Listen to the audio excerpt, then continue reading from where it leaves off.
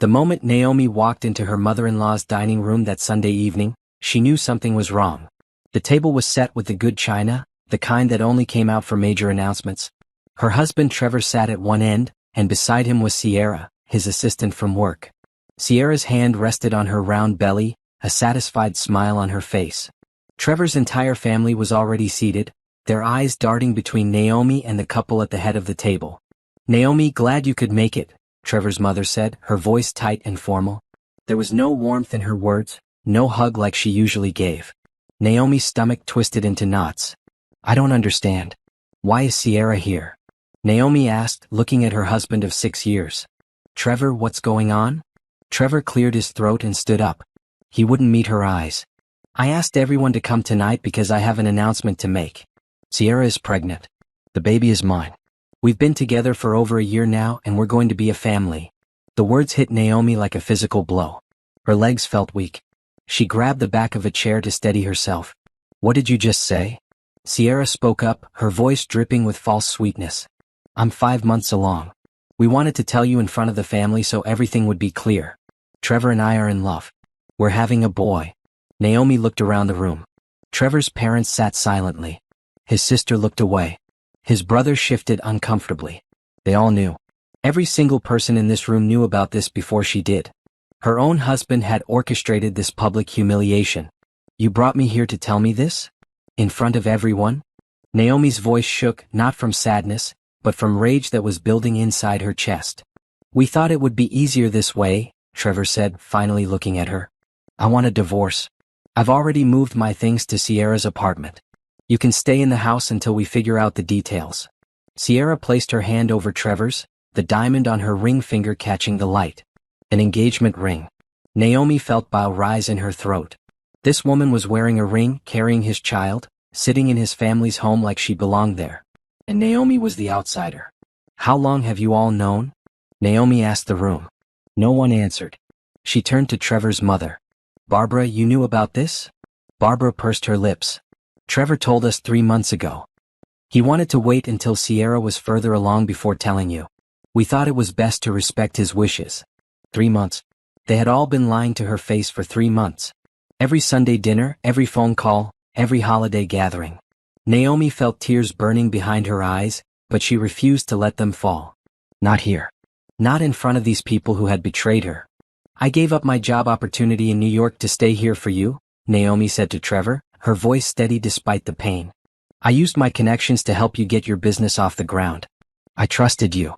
"Things change," Trevor said with a shrug. "Sierra and I just have more in common. She understands me better." Sierra smiled and rubbed her belly. "The baby is kicking so much lately. Trevor talks to him every night. We're thinking of naming him Trevor Jr." That was it. That was the moment Naomi felt something inside her break and then harden into steel. She looked at Trevor, really looked at him, and saw a stranger. A weak, selfish man who had thrown away 6 years of marriage for a younger woman and an ego boost. "I want you to remember this moment," Naomi said quietly, her voice cold. "I want you to remember how proud you looked right now. How happy you both seem. Because I promise you, this won't end the way you think it will." "Are you threatening us?" Sierra asked, her hand moving protectively to her stomach. "No. I'm just telling you the truth. What goes around comes around." Naomi picked up her purse from the chair. "I'll have my lawyer contact you tomorrow, Trevor. Don't come to the house. I'll have the locks changed tonight." She walked toward the door, her head high despite her heart breaking into pieces. Behind her, she heard Trevor's mother say something about how dramatic she was being. She heard Sierra laugh, a high, victorious sound. Naomi made it to her car before the first sob escaped. She sat in the driveway of the house where she had spent countless Sunday dinners, where she had celebrated holidays and birthdays, where she had believed she was part of a family. All lies. She pulled out her phone and called the only person she knew would answer. "Rochelle? I need somewhere to stay tonight." "I'm here," her best friend said immediately. "What happened?" "Everything just fell apart," Naomi whispered. "But I'm not going to fall apart with it. I'm going to make sure he regrets this for the rest of his life." As she drove away from that house for the last time, Naomi felt something shift inside her. The pain was still there, sharp and real, but underneath it was something stronger. Determination. Trevor thought he had won. Sierra thought she had taken everything. But they had no idea who they were dealing with. Naomi had built her career on being smart, strategic, and patient. She had closed million-dollar deals and outmaneuvered tough negotiators. This would be no different. Trevor wanted a war? He was about to get one. And Naomi always finished what she started.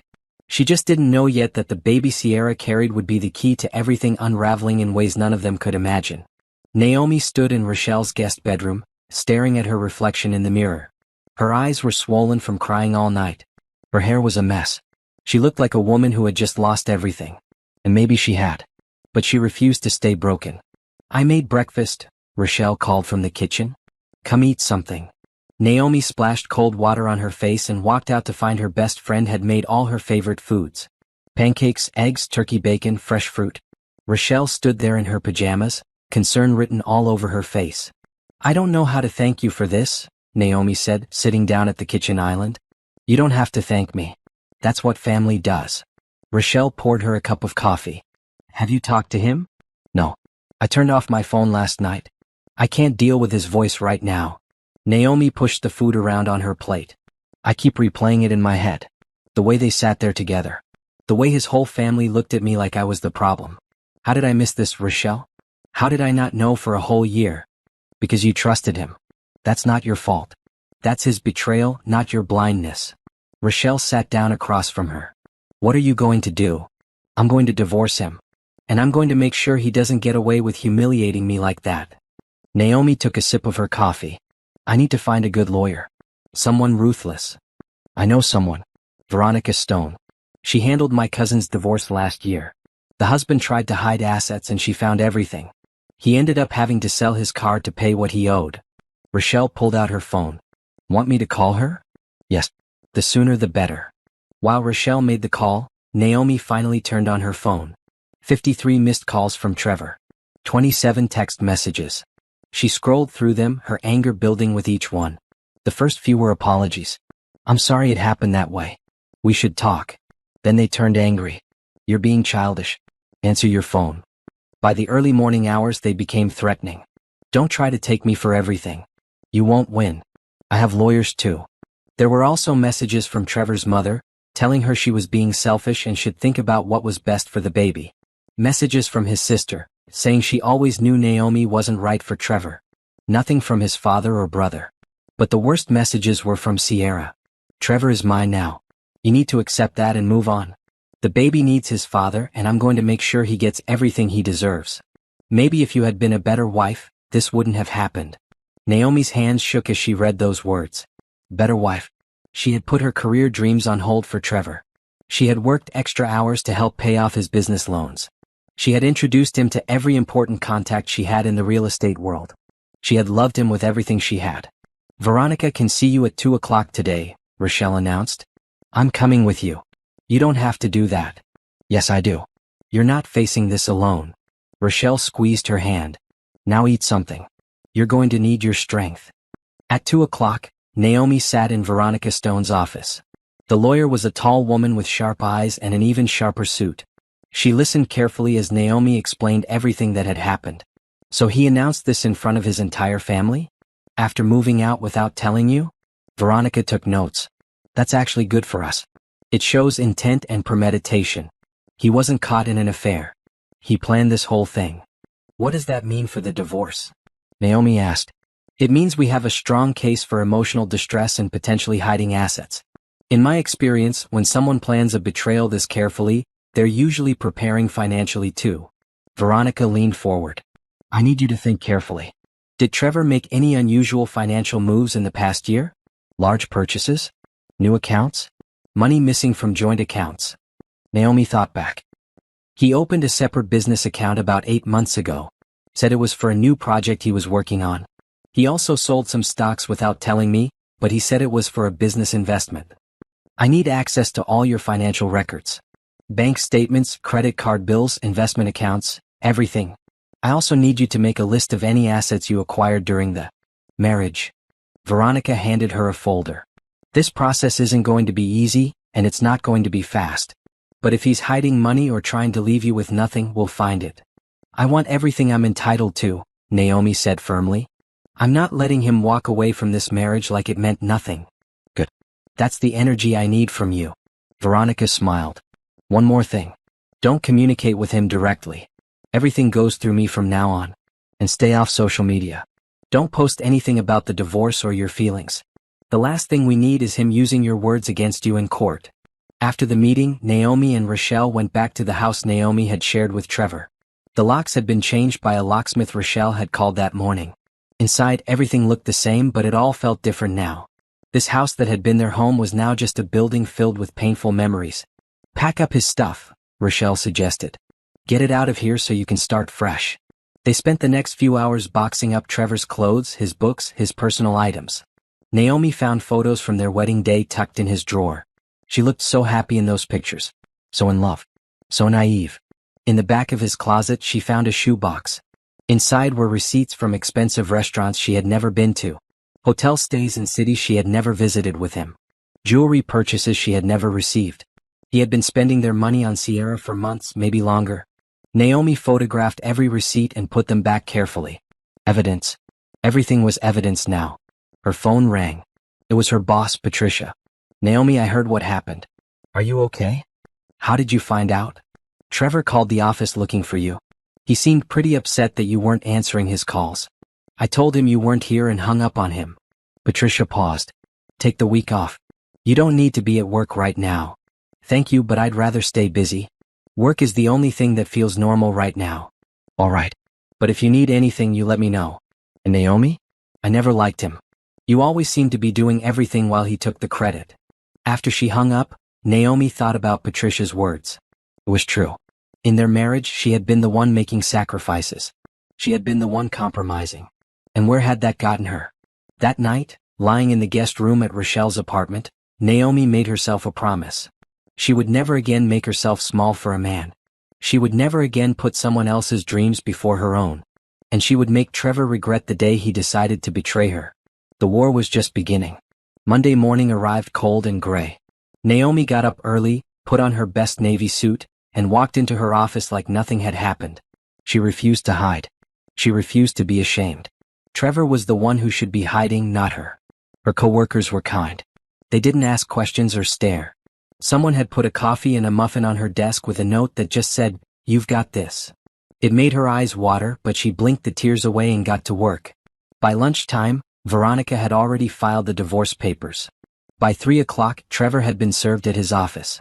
By 4 o'clock, he was calling Naomi's phone nonstop. She didn't answer. Everything went through Veronica now. He's already called me twice, Veronica informed her during their evening phone call. He wants to settle quickly and quietly.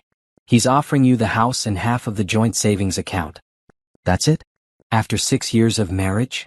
Naomi felt her anger rising again. That's his opening offer. It's insulting and he knows it. He's trying to lowball you, hoping you'll just want this over with. Veronica's voice was calm. Don't worry. We're going to request full financial disclosure. Every account, every asset, every business dealing. If he's hiding money, we'll find it. What about Sierra? Can we include her in this somehow? Unfortunately, no. She's not legally part of your marriage. But if we can prove that Trevor spent marital assets on her, that's another story. Those receipts you found are going to be very useful. Over the next 2 weeks, Naomi threw herself into work. She closed a major deal on a commercial property downtown. She networked with new clients. She rebuilt her professional reputation separate from Trevor's. Her boss, Patricia, gave her more responsibilities, trusting her with bigger projects. But at night, alone in Rochelle's guest room, the pain would hit her fresh. She would remember the happy moments. The way Trevor used to make her laugh. The dreams they had talked about. The future they had planned. All of it was a lie. One evening, she was going through financial documents for Veronica when something caught her eye. A property deed for a house she didn't recognize.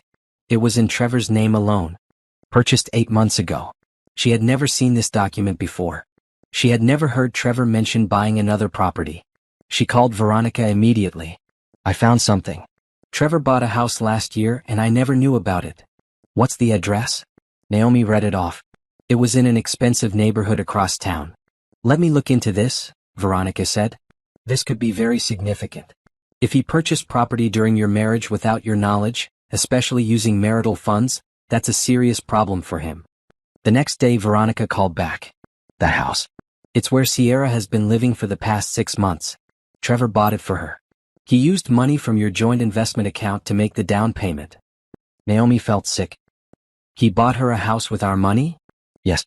And he never disclosed this asset in his initial financial statement to my office. That's fraud, Naomi. He's trying to hide what he owns so he doesn't have to split it with you. What do? We go to court. We show the judge exactly what kind of person Trevor is. And we make sure he pays for every lie. The court date was set for 3 weeks later. In that time, Naomi did something she hadn't done in years. She focused on herself. She started going to the gym every morning. She got a new haircut. She bought new clothes that made her feel powerful. She spent time with Rochelle and other friends she had neglected during her marriage. She also started digging through Trevor's business connections. As a real estate developer, she had access to property records and business filings. She started noticing patterns. Trevor had been involved in several property deals over the past year, deals that she had helped set up through her industry contacts. But her name wasn't on any of the paperwork. He had used her relationships to make money, then cut her out completely. She made copies of everything. Every email where she had introduced Trevor to a client. Every meeting she had arranged. Every connection she had made that he had profited from. It was all evidence of how he had used her. She also noticed something else. Trevor's business partner, a man named Harrison, had been copied on several emails about the property deals. But Harrison's name didn't appear on any of the final contracts. It looked like Trevor had cut him out too. On a hunch, Naomi called Harrison's office. Hi, this is Naomi Carter. I'm Trevor's wife. I was hoping to speak with Harrison about some business matters. I'm sorry, but Harrison and Trevor are no longer business partners, the secretary said. They dissolved their partnership 6 months ago. It wasn't amicable. I see. Is there a number where I can reach Harrison directly? It's important. The secretary hesitated, then gave her a personal cell number. He might not want to talk about Trevor, just warning you. Naomi called the number. Harrison answered on the third ring. This is Naomi Carter, she said. I know you and Trevor aren't partners anymore, but I'm going through a divorce with him, and I think we might have some common interests. There was a long pause. He screwed you over too, didn't he? Completely. And I'm trying to build a case to make sure he doesn't get away with it. Meet me for coffee tomorrow, Harrison said. I have a lot to tell you. The next morning, Naomi sat across from Harrison in a quiet coffee shop. He was a middle-aged man with tired eyes and a bitter expression. Trevor and I started our business together 5 years ago, Harrison explained. Equal partners. But over the past 2 years he started making deals on the side. Using our company resources and connections but keeping the profits for himself. When I confronted him, he bought me out at way below what my share was worth. Threatened to tie me up in court for years if I didn't sign. Do you have proof of these side deals? I have everything.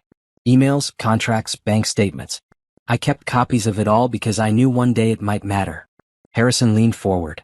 Your lawyer contacted me last week as part of the discovery process. I'm required to provide documents about the business. But I'm telling you right now, what I have is going to destroy him. Why are you helping me? Because Trevor ruined my reputation in this industry. He told people I was stealing from the company when it was him all along. I lost clients, I lost money, and I lost my good name. Harrison's jaw tightened. If helping you means he finally faces consequences, then I'm all in. Naomi felt a surge of hope for the first time in weeks. She wasn't alone in this fight. Trevor had made enemies and now they were all closing in. Send everything you have to my lawyer, Veronica Stone, Naomi said. And thank you. You have no idea how much this means. As she left the coffee shop, Naomi called Veronica and told her everything. This is exactly what we needed, Veronica said excitedly. Harrison's testimony and documents prove a pattern of behavior. Trevor isn't just a cheating husband. He's a fraud. The judge is going to see that. That night, Naomi felt something she hadn't felt since the announcement dinner. She felt powerful. She felt like she was finally fighting back. Trevor thought he could discard her and move on with his perfect new life. But he had underestimated her. And he was about to find out just how big a mistake that was. The discovery phase of the divorce revealed things that made Naomi sick. Trevor had been planning his exit strategy for over a year, maybe longer. He had systematically moved money out of their joint accounts into hidden accounts under his business name. He had taken out loans using their home as collateral without her signature. He had charged tens of thousands of dollars on their joint credit cards for Sierra's apartment, clothes, and jewelry. Veronica laid it all out on her conference table. Bank statements. Credit card bills. property records, business documents from Harrison. It was overwhelming. "This is financial abuse," Veronica said.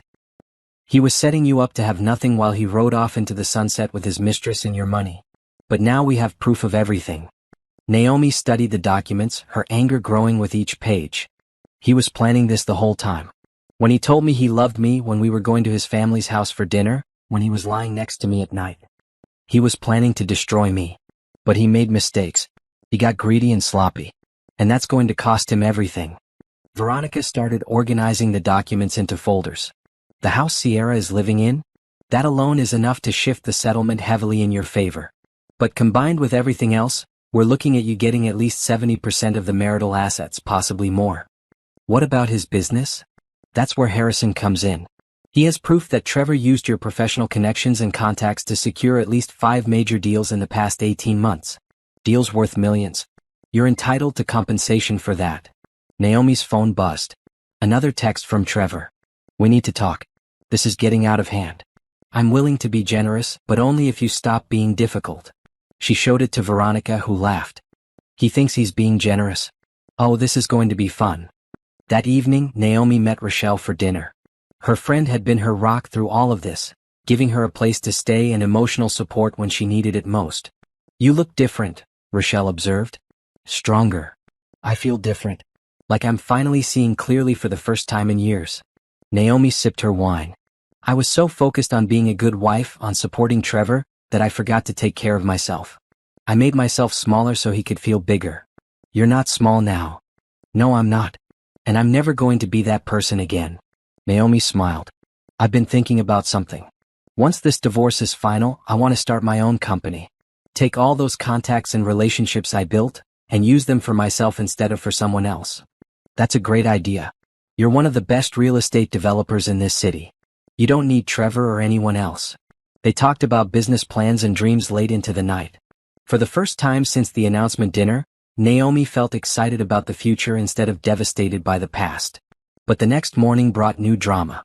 Sierra had posted an ultrasound photo on social media with the caption, "Can't wait to meet our little prince. Trevor is going to be the best daddy. Some women just aren't meant to be mothers, and that's okay." The post was clearly directed at Naomi. It had over 200 likes and dozens of comments from people congratulating them. Trevor's family members had all commented with heart emojis and excitement. Rochelle called immediately. "Don't look at social media today. Trust me." "Too late. I already saw it." Naomi felt the familiar sting of humiliation. She's really trying to twist the knife. She's insecure. She has to keep proving that she won. That tells you everything you need to know about their relationship. Naomi knew Rochelle was right, but it still hurt. She blocked Sierra on all social media and silenced Trevor's number. She didn't need their toxicity in her life anymore. At work, Patricia called her into her office. "I have something to tell you. Trevor came by yesterday asking about a commercial property deal we're working on. He wanted to know if he could get in on it." "What did you tell him?" "I told him that he was no longer welcome in this office and that any future dealings would be through official channels only." Patricia smiled. "Then I had security escort him out." "You didn't have to do that." "Yes, I did. You're a valuable member of this team, Naomi. And we don't do business with people who treat our employees badly." Patricia handed her a folder. "I'm putting you in charge of the Riverside project. It's our biggest development this year.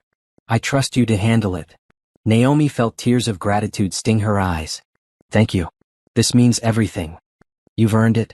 Now go show this city what you're capable of." The Riverside project was massive.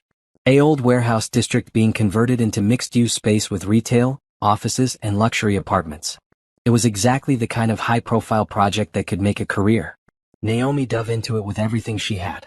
She met with architects and contractors. She negotiated with city planners and zoning boards. She created presentations for investors. She worked 12-hour days and loved every minute of it. This was what she was meant to do. Not standing in Trevor's shadow, but building her own success. 3 weeks later, the preliminary divorce hearing arrived. Naomi wore a sharp gray suit and walked into the courthouse with Veronica by her side. Trevor was already there with his lawyer, an expensive-looking man in a designer suit. Sierra sat behind Trevor in the gallery, her pregnant belly visible under a tight dress. She was 7 months along now. The judge, a no-nonsense woman named Judge Patterson, reviewed the documents both lawyers had submitted. Her expression grew darker as she read through Trevor's financial disclosure. "Mr. Carter," she said, looking over her glasses at Trevor, "you purchased a property at 847 Oak Street 8 months ago using funds from a joint account. But you didn't list this property in your initial financial disclosure. Can you explain why?" Trevor's lawyer stood up. "Your Honor, that was an oversight. My client forgot about that property." "He forgot about a $300,000 house?" Judge Patterson did not look convinced. "And I see here that this property is currently occupied by a Miss Sierra Walsh, the same woman who is pregnant with Mr. Carter's child and sitting in my courtroom today." "Your Honor," Trevor started to speak, but the judge held up her hand. "I'm not finished. I also see evidence of numerous large purchases made on joint credit cards for items that Mrs. Carter never received. Hotel stays, jewelry, designer clothes. All charged to cards that Mrs. Carter is equally responsible for paying back." She looked at Trevor with clear disgust. "And according to testimony from your former business partner, you used your wife's professional connections to secure business deals, then excluded her from the profits." Trevor's face had gone pale. His lawyer was frantically whispering to him. "This is one of the most clear-cut cases of financial misconduct in a marriage that I've seen in my 20 years on the bench," Judge Patterson continued. "Mr. Carter, you systematically looted your marital assets while planning to leave your wife with nothing. That is not going to happen in my courtroom." She looked at both lawyers. "We'll reconvene in 6 weeks for the final hearing. In the meantime, Mr. Carter, you are ordered to pay temporary spousal support in the amount of $5,000 per month. You are also ordered to pay half of the mortgage on the marital home, which Mrs. Carter will continue to occupy. Any violations of these orders will result in contempt charges. Do you understand?" "Yes, Your Honor," Trevor said quietly. As they left the courthouse, Naomi felt like she could finally breathe. Trevor looked defeated. Sierra was crying. And Veronica was smiling. "That could not have gone better," Veronica said. "Did you see the judge's face? She was ready to hold him in contempt right there." Naomi looked back at the courthouse. She could see Trevor and Sierra arguing on the steps. His perfect new life was starting to crack. And this was just the beginning. Justice was finally within reach. Spring arrived with warm sunshine and new possibilities. Naomi had moved back into her house, which no longer felt like a haunted reminder of her marriage. Instead, it felt like a fresh start. She redecorated the bedroom, getting rid of everything that reminded her of Trevor. She turned his home office into a workout space. She planted flowers in the garden and invited Rochelle over for dinners. The temporary support payments were coming in regularly, and while they helped, Naomi was determined not to depend on them. She threw herself into the Riverside project with renewed energy. Her presentations to investors were so impressive that 3 additional companies signed on to fund the development. Patricia pulled her aside one afternoon. "You've done incredible work on this project. The investors are thrilled. I'm recommending you for a promotion to senior developer." "Really?" Naomi felt a surge of pride. "Really? You've proven yourself over and over. This company would be lucky to keep you, though honestly, I think you could run your own firm." Patricia smiled. "Just don't leave us yet. Finish this project first." Meanwhile, Veronica continued building the divorce case. Harrison had provided detailed testimony about Trevor's business practices. They had documented every fraudulent transaction. They had proof of every lie. But Naomi also spent time documenting her own contributions to Trevor's success. She made a list of every client she had introduced him to, every contact she had shared, every networking event she had brought him to, every time she had stayed late to help him with a proposal or presentation. She had emails going back years showing how much she had invested in his career. "This is good," Veronica said, reviewing the timeline. "It shows a pattern of you building him up while he tore you down. The judge will see that clearly." One Saturday morning, Naomi was getting coffee when she ran into Trevor's brother, Kevin. He had been at the announcement dinner but had stayed silent.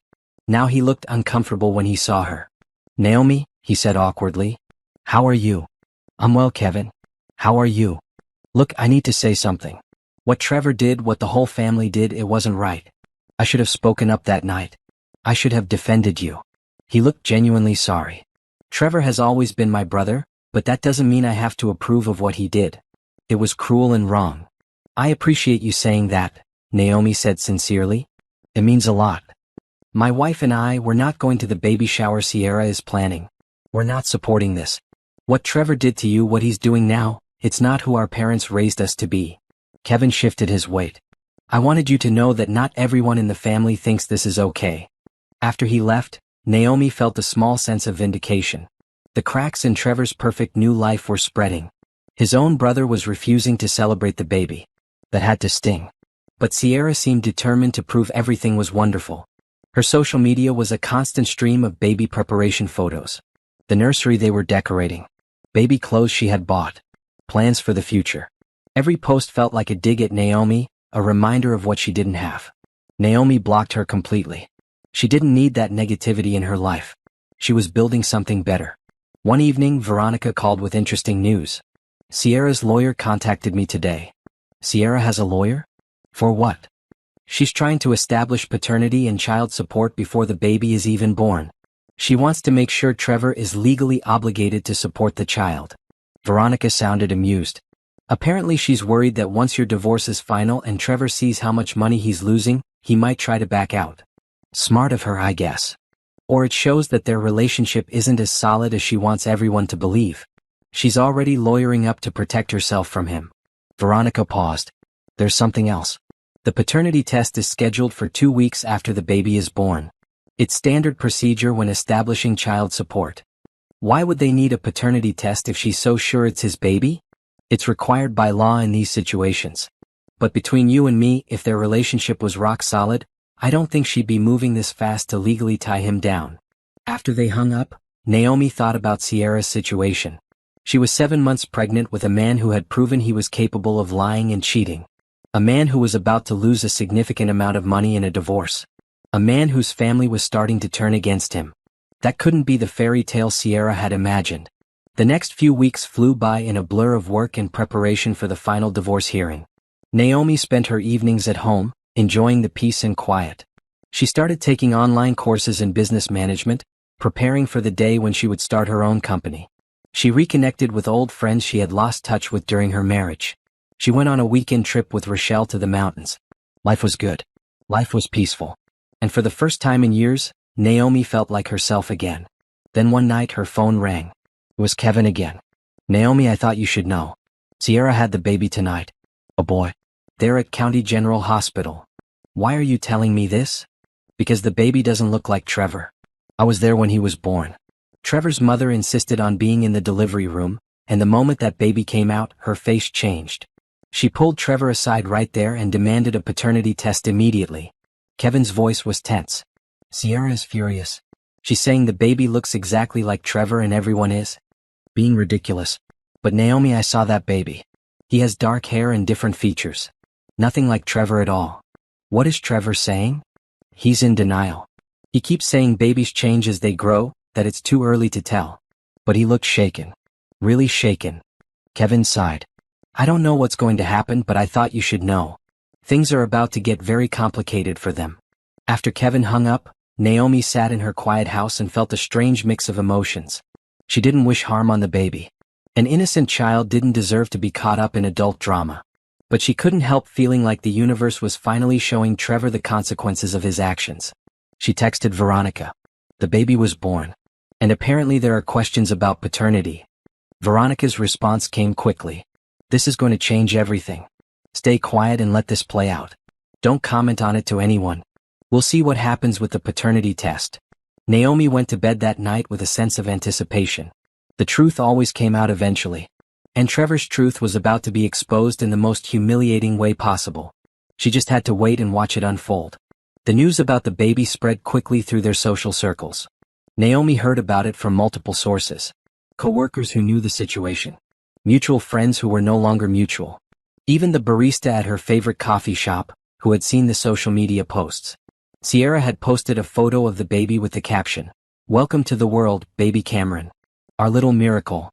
But the comments section was suspiciously turned off. No public celebration. No flood of congratulatory messages visible for everyone to see. Rochelle came over that evening with takeout and wine. Okay, so I did some digging through mutual friends. You want to hear the gossip? Tell me everything, Naomi said, settling onto her couch. So the baby was born Thursday night. Trevor's entire family was at the hospital, along with Sierra's mother. The moment the baby came out, Barbara apparently went white as a sheet. She immediately pulled Trevor into the hallway and told him the baby didn't look like anyone in their family. Kevin mentioned something like that. It gets better. Sierra had a complete meltdown. Started screaming at Barbara that she was a terrible person for questioning her grandson's paternity. Trevor tried to play peacemaker, but apparently he looked really uncomfortable. Then Sierra's mother got involved, defending her daughter and saying the whole family was being disrespectful. What a mess. Oh, it gets messier. Barbara demanded a paternity test right there in the hospital. Sierra refused. She said if they didn't trust her, then they didn't deserve to be in the baby's life. Trevor was stuck in the middle. Finally, he agreed to a paternity test but said they would do it after Sierra had time to recover. Rochelle took a sip of wine. But here's the thing. I saw a photo someone posted before Sierra made them take it down. Naomi, that baby does not look like Trevor at all. Could it just be that newborns look weird? Maybe. But this baby has dark hair and darker features. Trevor's family is all fair-skinned and light-haired. It's noticeable. Naomi felt a strange detachment from the whole situation. A few months ago, this would have destroyed her.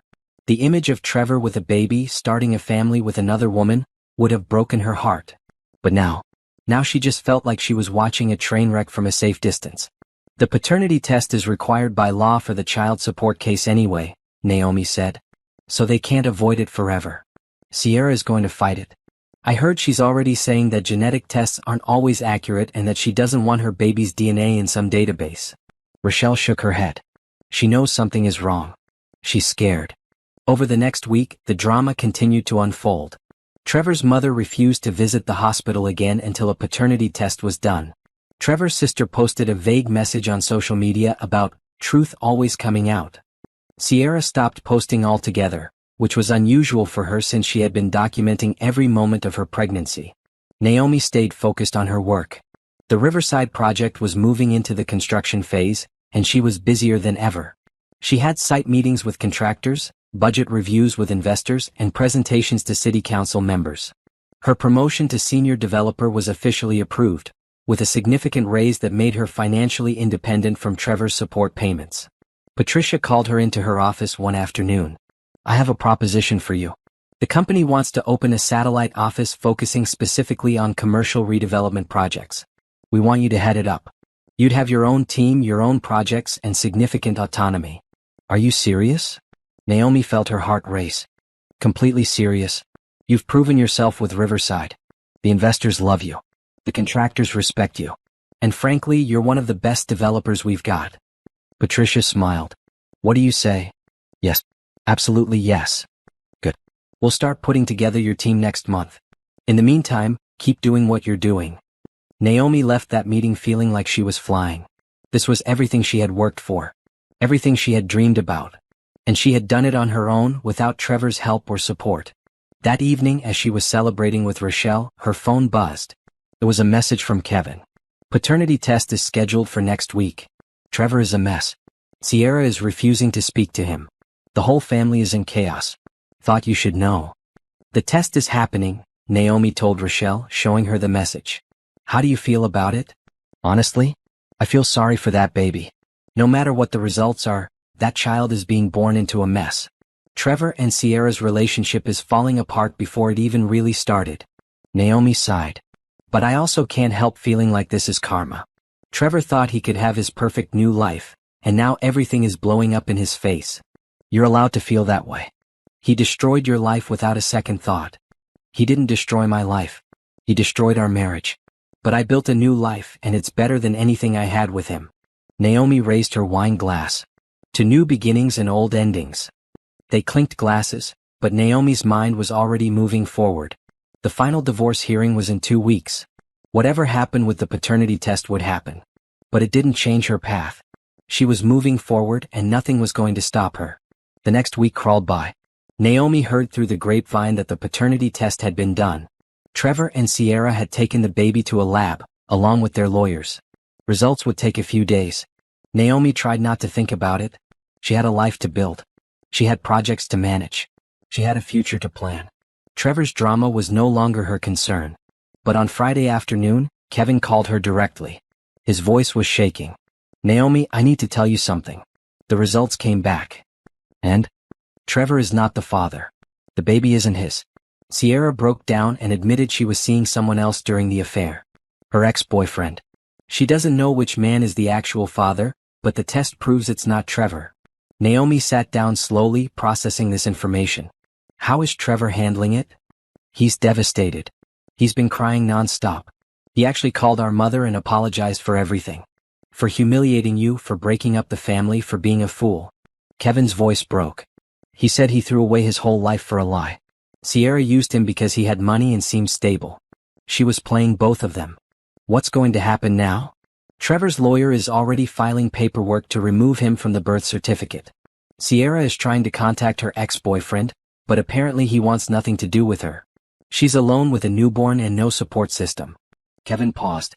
Trevor asked if there was any way you might consider talking to him. He wants to apologize. No, Naomi said firmly. I don't need his apology. I don't need anything from him. He made his choices and now he has to live with them. Just like I had to live with his betrayal. I understand. I told him you probably wouldn't want to talk to him, but he asked me to try. Kevin sighed. For what it's worth, he knows he destroyed the best thing that ever happened to him. He said that to our mother last night. That's something he should have thought about before he cheated and humiliated me in front of his entire family. After the call ended, Naomi sat in her office staring out the window. She felt a mix of emotions. Relief that the truth had come out. Vindication that her instincts about Sierra had been right. But also a strange sadness for the man Trevor used to be, or the man she thought he was. She called Veronica and told her everything. This changes the divorce settlement significantly, Veronica said. Trevor has no baby on the way. No new family to support. No excuse for what he did. The judge is going to crucify him. I just want it over with, Naomi said. I want to close this chapter and move on. You will. In 2 weeks, this will all be finished and you'll be free. That night, Naomi allowed herself to feel everything. The pain of betrayal. The anger at being humiliated. The relief that it was almost over. And underneath it all, a growing sense of excitement about her future. Trevor had tried to destroy her. Instead, he had destroyed himself. And she was just getting started. The weekend after the paternity test results was chaos in Trevor's world, but calm in Naomi's. She spent Saturday morning at a yoga class she had recently joined. She spent the afternoon looking at commercial properties for potential future development projects. She had dinner with friends who reminded her what healthy relationships looked like. Meanwhile, her phone kept buzzing with updates from various sources. Trevor had moved out of Sierra's house and was staying at a cheap hotel. Sierra had posted and then quickly deleted a rant on social media about fake men and lying families. Barbara had called everyone she knew to tell them she had been right all along. The family group chat, which Naomi had been removed from months ago, was apparently exploding with drama. Rochelle forwarded her screenshots that someone had sent. This is pure chaos. Look at this. The screenshots showed text messages between Trevor and Sierra. She was begging him not to abandon her. He was saying he couldn't be with someone who had lied to him for months. She was claiming she really thought the baby was his. He was calling her a con artist. It was ugly and desperate. Part of me feels bad for her, Naomi said. She's alone with a newborn. Don't, Rochelle said firmly. She knowingly pursued a married man. She helped him hide money from you. She posted nasty things on social media about you. She made her choices and now she's facing the consequences. You're right. I just can't help thinking about that baby. He didn't ask for any of this. The baby will be fine.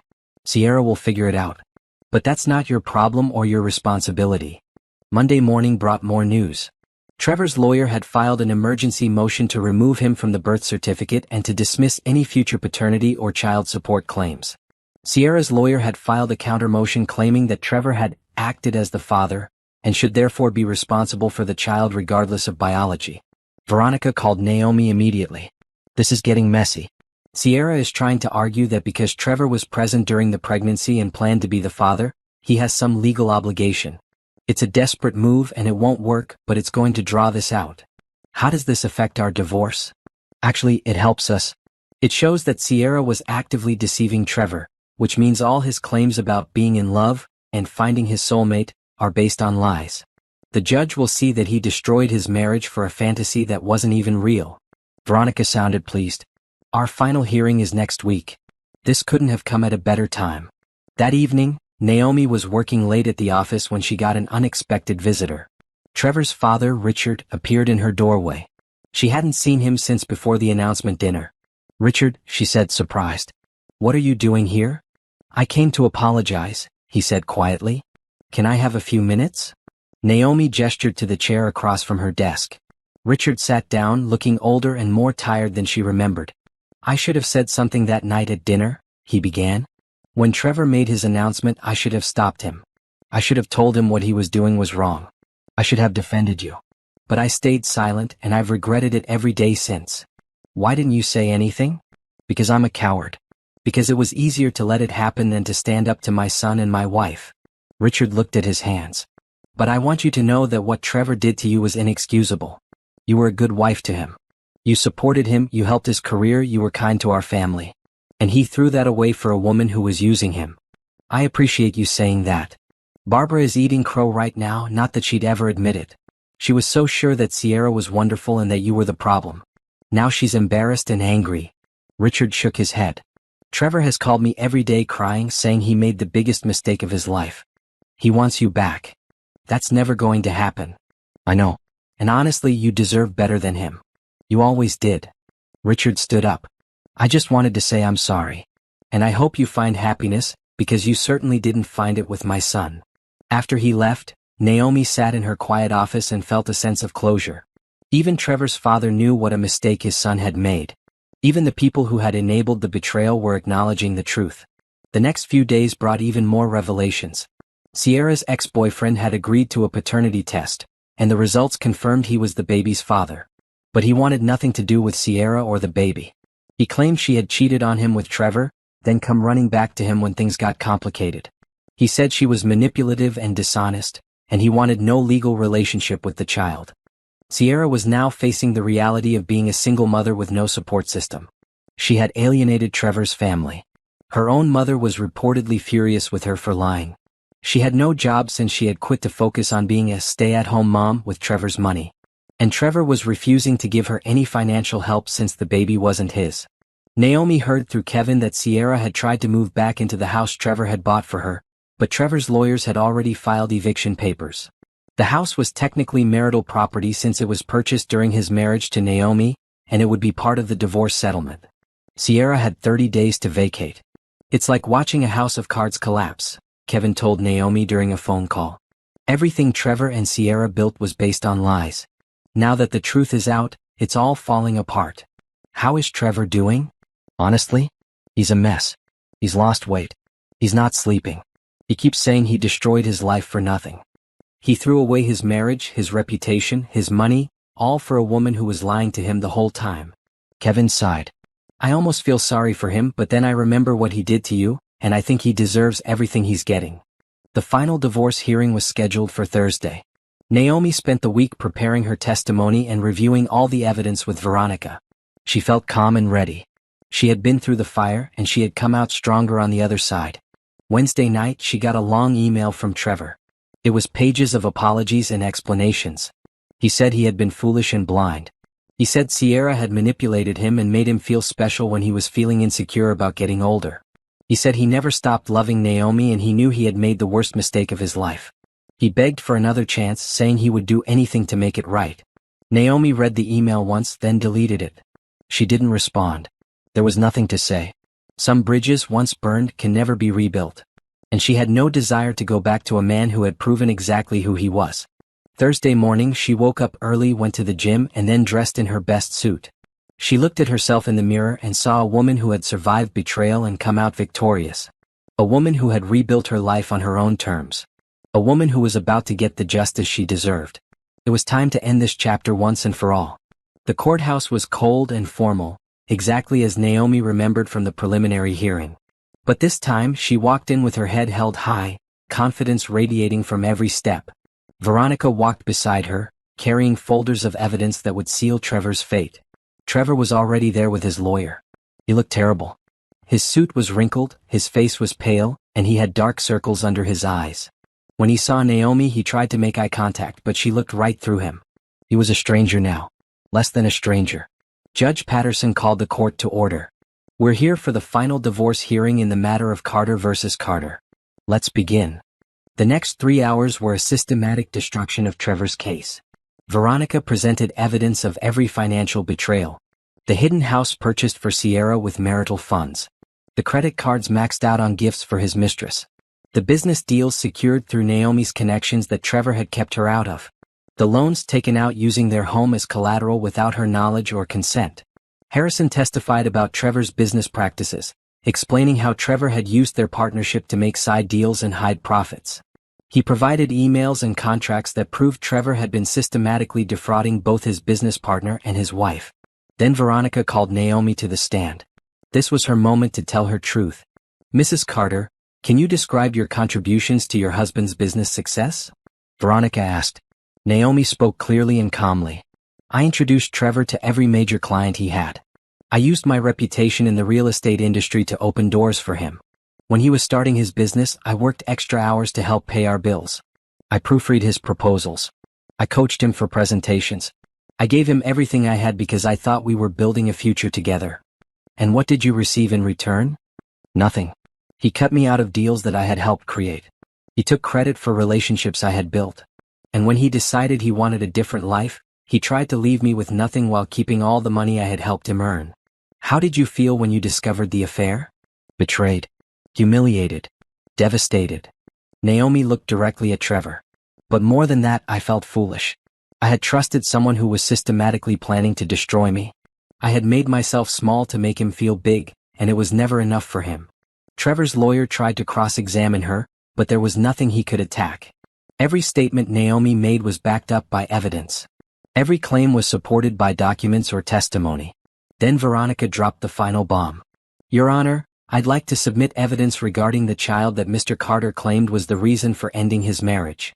She presented the paternity test results, Sierra's confession about the affair with her ex-boyfriend, and the text messages between Trevor and Sierra where she admitted she had been hedging her bets between two men. "Mr. Carter destroyed his marriage for a child that wasn't even his," Veronica stated. "He humiliated his wife in front of his family for a relationship based entirely on lies. He depleted marital assets to support a woman who was using him. Every claim he made about finding true love and wanting to build a family was based on deception." Judge Patterson's expression was ice cold as she looked at Trevor. "Mr. Carter, do you have anything to say for yourself?" Trevor stood up slowly. His voice cracked when he spoke. "Your Honor, I made a terrible mistake. I threw away my marriage for something that wasn't real. I hurt someone who never deserved to be hurt. I was stupid and selfish and blind. I know I can't fix what I broke, but I want to try to make things right financially at least." "That's very noble of you, Mr. Carter, but it's a bit late for nobility," Judge Patterson said icily. "You systematically looted your marital assets while planning to abandon your wife. You committed financial fraud. You used your wife's professional reputation for personal gain. And you did all of this while claiming to be building a new life based on love and family. The reality is you destroyed your marriage for a fantasy." She shuffled through the papers in front of her. "Here's what's going to happen. Mrs. Carter will receive the marital home free and clear. Mr. Carter will refinance to remove her from the mortgage within 60 days. The property at 847 Oak Street, currently occupied by Miss Walsh, will be sold and all proceeds will go to Mrs. Carter as compensation for the marital funds used to purchase it." Trevor's face went even paler. Judge Patterson continued. "Mr. Carter will pay spousal support of $7,000 per month for 5 years. He will be responsible for paying off all joint credit card debt, which currently stands at approximately $90,000. Mrs. Carter is entitled to 40% of Mr. Carter's business assets and future earnings from any deals that were secured through her professional contacts, as detailed in the testimony from Harrison Mitchell." "Your Honor," Trevor's lawyer started to protest, but the judge held up her hand. "I'm not finished. Mr. Carter will also pay Mrs. Carter's legal fees in full, and he will be responsible for any tax implications from the asset transfers. Furthermore, I'm ordering him to pay a lump sum of $50,000 within 30 days as compensation for emotional distress." Judge Patterson looked at Trevor over her glasses. "Do you understand these terms?" "Yes, Your Honor," Trevor said quietly. "Good. Because if you fail to comply with any part of this order, I will hold you in contempt and you will face jail time. This marriage is dissolved. We're adjourned." The gavel came down with a decisive crack. Naomi stood up, feeling lighter than she had in months. It was over. She was finally free. Outside the courtroom, Veronica was grinning. That was one of the most satisfying cases I've ever argued. Did you see his face when the judge ordered him to sell Sierra's house? I saw it. I don't think he expected to lose so badly. He didn't expect to lose at all. Men like Trevor think they can do whatever they want without consequences. Today he learned differently. Veronica shook her hand. Congratulations, Naomi. You're officially divorced and officially much wealthier than you were this morning. As they walked down the courthouse steps, Naomi saw Trevor standing by his car. He was crying, his lawyer trying to comfort him. For a brief moment, she felt a flicker of pity. Then she remembered the announcement dinner. The way Sierra had sat there smugly, hand on her belly. The way Trevor had humiliated her in front of his entire family. The way he had systematically tried to steal her future. Her pity evaporated. She got in her car and drove away without looking back. Trevor's tears were his own problem now. She had her own life to build. That evening, Rochelle threw a divorce party at her apartment. It was just the two of them with champagne and takeout and chocolate cake. To freedom, Rochelle toasted. And to karma finally catching up with people who deserve it. To new beginnings, Naomi added. And to never settling for less than I deserve again. They drank and laughed and celebrated late into the night. When Naomi finally went home to her house that was fully hers now, she stood in the living room and felt at peace. The nightmare was over. The divorce was final. Trevor was out of her life forever. And she was ready to step into the future she deserved. 3 months after the divorce was finalized, Naomi's life had transformed completely. The house that had once been a prison of bad memories was now her sanctuary. She had renovated the kitchen, painted every room, and filled the space with art and furniture that reflected her taste, not Trevor's. It was bright and warm and completely hers. The spousal support payments came in regularly. Trevor had been forced to sell his luxury car to pay off some of the credit card debt. He had lost several clients after word spread about his business practices. He had moved into a modest apartment and was working longer hours just to keep his struggling business afloat. Meanwhile, Naomi was thriving. The Riverside project had been completed ahead of schedule and under budget. The mixed-use development was featured in the local business journal, with Naomi photographed in front of the building. Her phone was ringing constantly with new opportunities. Patricia had officially offered her the position heading the new satellite office, and Naomi had accepted. But she had also started laying the groundwork for her own company. She was meeting with investors, building a business plan, and networking with industry leaders who were eager to work with her. You're going to be a powerhouse in this industry, Patricia told her over lunch one afternoon. Honestly, I'm trying to keep you as long as I can, but I know eventually you're going to spread your wings and fly. This company gave me a chance when I needed it most, Naomi said. I won't forget that. But yes, eventually I want to build something of my own. She had also started dating again. Nothing serious yet, just casual dinners and coffee dates with men who treated her with respect. It felt good to be pursued, to be valued, to have conversations with men who were interested in her thoughts and opinions. One evening, she was having dinner with a colleague named Jonathan who worked for a competing real estate firm. He was intelligent, funny, and kind. They had been working together on a joint development project, and their professional relationship had slowly become personal. I have to admit something, Jonathan said over dessert. I've been wanting to ask you out for months, but I heard you were going through a divorce and I didn't want to intrude. I appreciate that, Naomi said. The divorce was ugly, but it's over now. I heard some stories. Your ex-husband apparently tried to poach one of my clients last month. When I called him out on it, he got really defensive and said he was just trying to rebuild his business. Jonathan shook his head. He didn't succeed, by the way. The client told me they'd rather work with professionals who have integrity. Sounds like Trevor, Naomi said. He still thinks he can charm his way through life without facing consequences. His loss, Jonathan said, looking at her warmly. I mean that sincerely. Anyone who would betray someone like you is an idiot.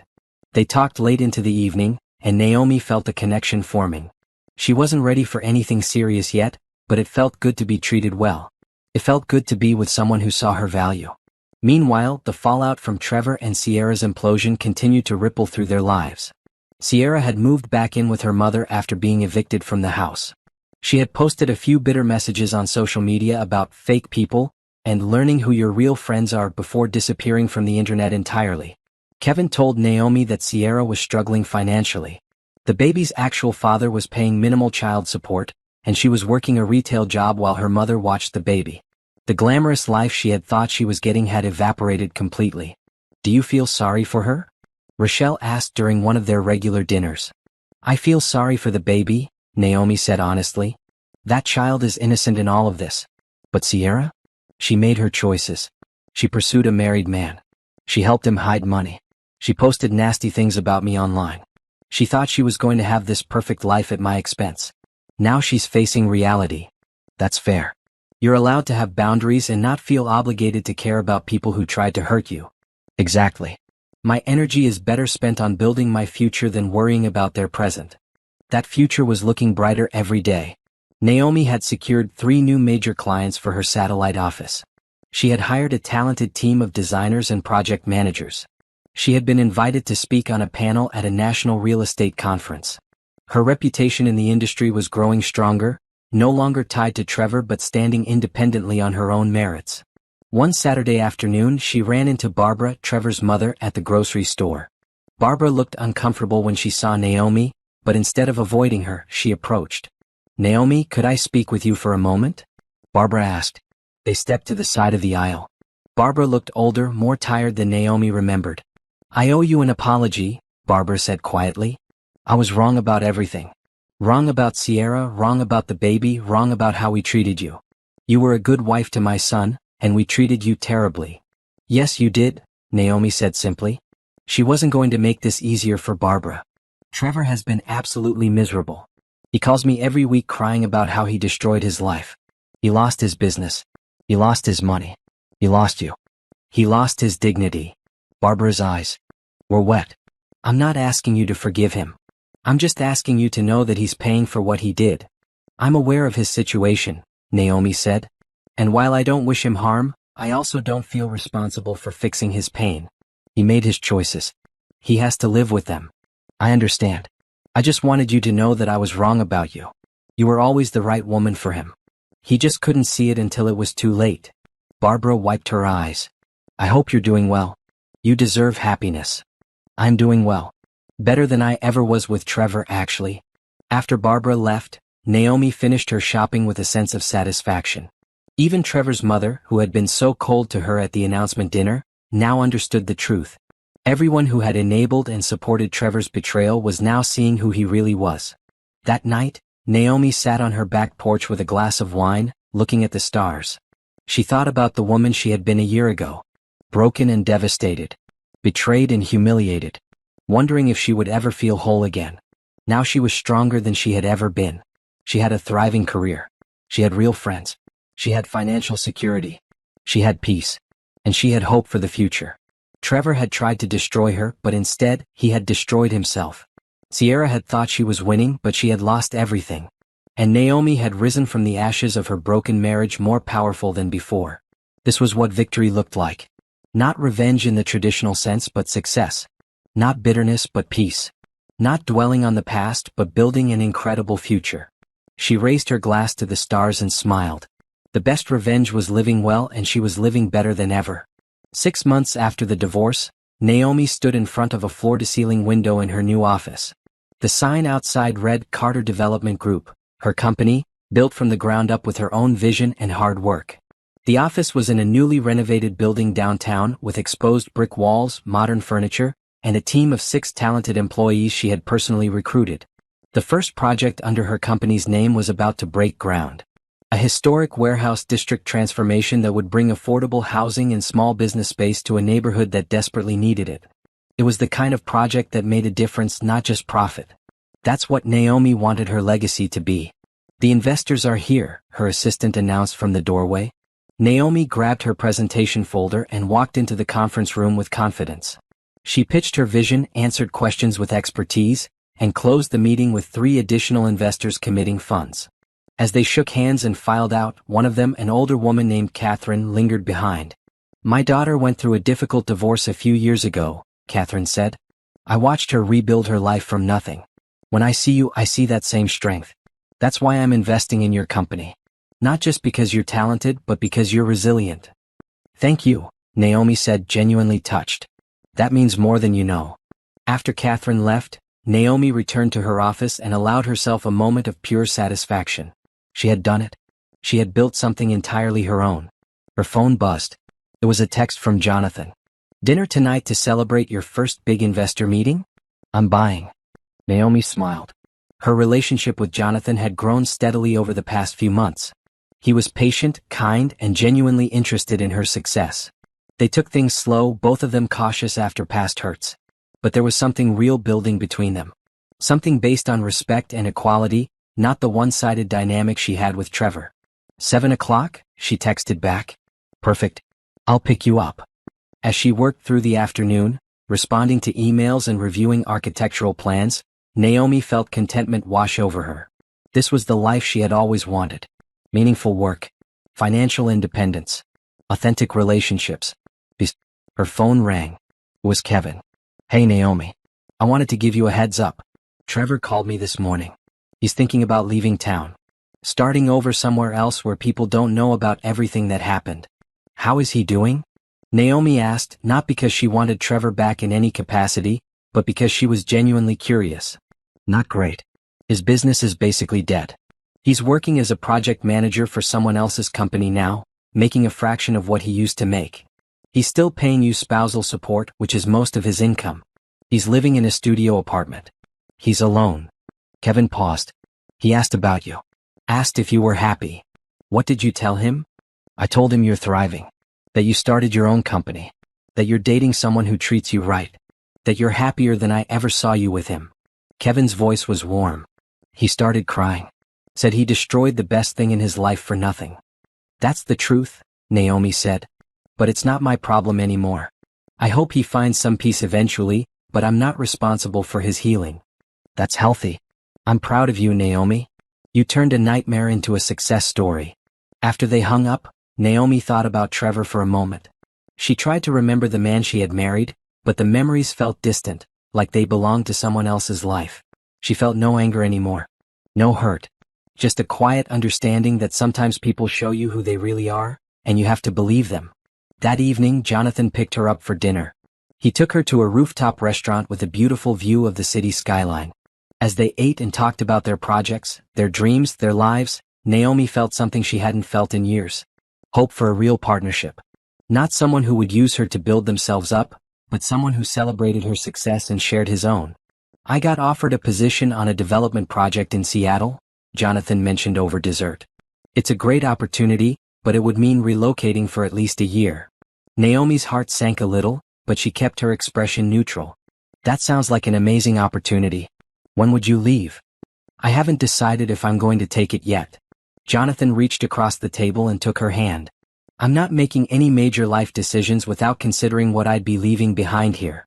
Including you. We've only been dating a few months. I wouldn't want to hold you back from a career opportunity.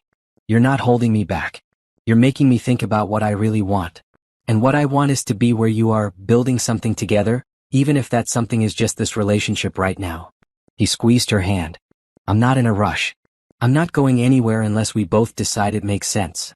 Naomi felt tears prick her eyes. This was what a healthy relationship looked like. Two people considering each other, communicating openly, making decisions together instead of one person sacrificing everything for the other. "Thank you for saying that," she said. "Let's figure it out together." A few weeks later, Naomi was at a real estate industry event when she saw Trevor across the room. He was there with his boss, clearly attending as part of his job rather than as a major player. He looked smaller somehow, less confident. When he saw her, he froze. Naomi walked over to him calmly. She wasn't avoiding him. She wasn't afraid of him. She had nothing to hide or feel ashamed about. "Trevor," she said neutrally. "Naomi, you look amazing." He seemed nervous. "I heard about your new company. Congratulations." "Thank you. I also heard you're dating Jonathan Pierce. He's a good guy. You deserve someone good." Trevor's voice cracked slightly. "I wanted to say again how sorry I am. For everything. You were right that night at my parents' house. I should have remembered how proud and happy I looked, because now all I feel is regret." "I appreciate the apology," Naomi said. "But Trevor, I need you to understand something. I've forgiven you not because you deserve it, but because holding on to anger was hurting me more than it was hurting you. I've let go of the pain. But that doesn't mean I want you back in my life in any capacity. We're done. Permanently. I know. I just needed you to hear that I know what I threw away. I destroyed something real for something fake, and I'll live with that for the rest of my life. Then I hope you learn from it. I hope you become a better person. But you need to do that for yourself, not for me. Naomi looked him in the eye. I've moved on, Trevor. And I need you to move on too. She walked away before he could respond. As she rejoined a group of colleagues who were discussing a new development project, she felt the final weight lift from her shoulders. That conversation had been her closure. The last time she would ever need to address the man who had betrayed her. 3 months later, Carter Development Group broke ground on its first project. Naomi stood at the construction site with her team, Jonathan by her side, and felt overwhelming joy. The community had come out to celebrate. Local business owners thanked her for believing in the neighborhood. Families who would soon have affordable housing hugged her. This was what mattered. Making a difference. Building something meaningful. Using her success to lift others up, not tear them down. That evening at the celebration party, Jonathan pulled her aside. I have something to tell you. I turned down the Seattle position. Jonathan, you didn't have to do that for me. I didn't do it just for you. I did it for us. I did it because I realized that some opportunities are about more than just career advancement. Some opportunities are about building a life with someone who makes you better. He smiled. You make me better, Naomi. And I'm not walking away from that. Naomi kissed him, feeling a happiness she had never experienced before. This was what real love looked like. Partnership. Support. Mutual respect. Two people choosing each other every day, not out of obligation but out of genuine care. As the party continued around them, Naomi looked at the life she had built. A successful business. Authentic relationships. Financial security. Peace of mind. And the beginning of something beautiful with someone who valued her. Trevor and Sierra had thought they were winning when they destroyed her marriage. They had thought they were getting everything while leaving her with nothing.